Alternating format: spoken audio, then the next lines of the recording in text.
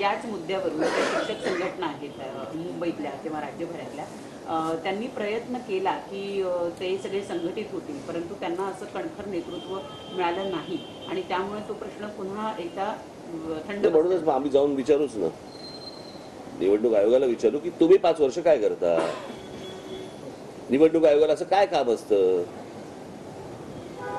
निवडणुकीचा आयुक्त जो कोण असतो, बरोबर आहे, तो तर 5 वर्ष तिकडेच असतो ना, मग तो काय करतो. यांना 5 वर्षामध्ये यंत्रणा उभी करता येत नाही का.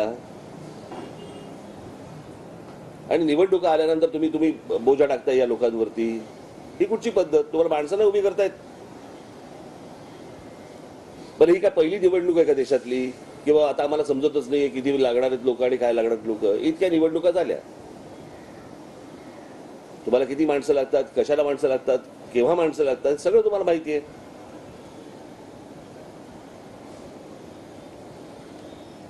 आणि कडक कारवाई केली जाईल. खरे मला असं वाटतं निवडणूक आयोगावरती कडक कारवाई केली पाहिजे. 5 वर्ष झोपा काढता आणि निवडणुकीच्या तोंडावरती जागे होता. आणि तर काम काय असतं ना.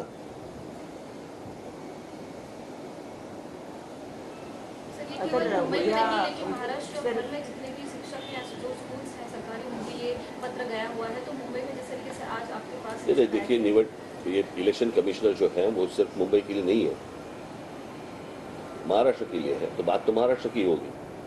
मेरे हाथ में अभी जो पर्ची आई है वो मुंबई की है, लेकिन बाकी जगहों से भी वहाँ पे जो शिक्षक हैं उनको भी यही नोटिस गई होगी. तो सारी चीज़ों के बारे में बात होगी.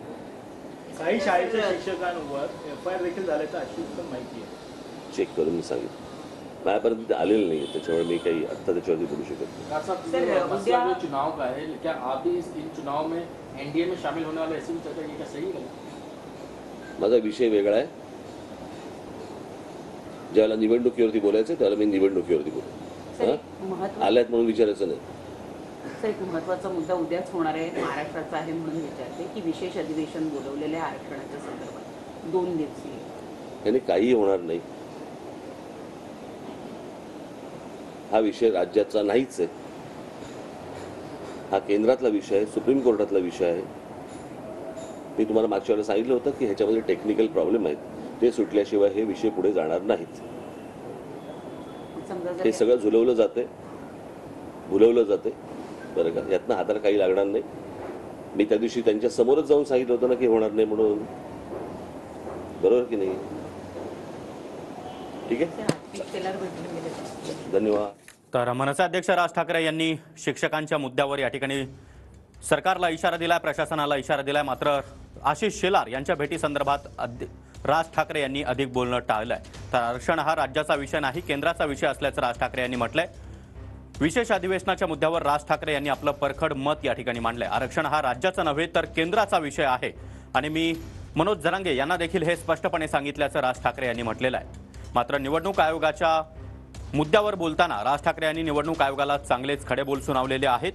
शिक्षकांना शिस्तभंगाच्या कारवाईची नोटीस देण्यात आली आहे. निवडणुका तुमच्या आहेत, यात मुलांचा दोष काय, मुलांना कोण शिकवणार, असा सवाल देखील यावेळी राज ठाकरेंनी उपस्थित केला.